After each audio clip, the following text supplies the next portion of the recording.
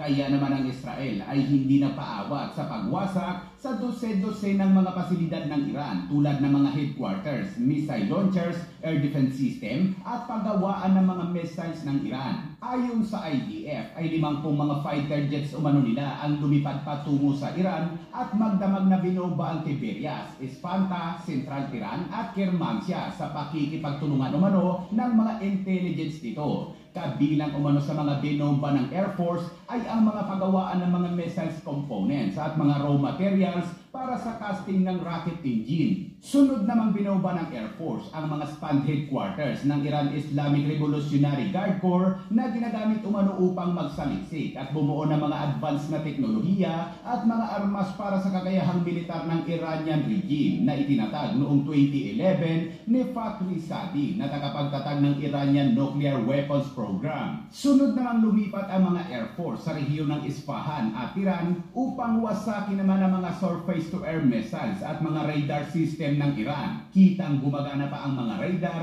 ngunit walang palag ang mga surface-to-air missiles sa paligid nito, kaya payapa itong winasak ng Israeli Air Force. Sinabi ng IDF na sinira umano nila ang mga missiles at radar system dahil banta umano ito sa kanilang mga fighter jets at surveillance drone. Sinabi ng IDF na mula na magsimula ang kanilang opensiba ay isang Hermes drone nila ang bumagsak dahil sa mga surface-to-air missiles na ito ng Iran. Kaya't ang pag-atake at pagwasak na ito ay bilang pagpapalawak umano ng kalayaan ng IDF sa aerial action sa Iranian airspace upang malayang pumilos sa kalangitan ng Iran at umatake sa target ng militar ng rehimeng Khamenei. Samantala, lumipat naman tayo sa mas exciting part mga kabayan kung saan saktong naabutan ng Israel Air Force ang mga missile squad o Iranian military na naghahanda upang maglunsad ng mga missiles para sa Israel. Kitang nakatayo na ang mga missiles at handa ng ilunsad, pero bago pa man yun mangyari ay pinulbos ito ng Israel Air Force. 15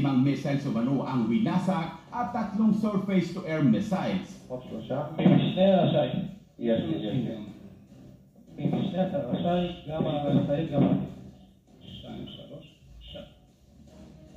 Ya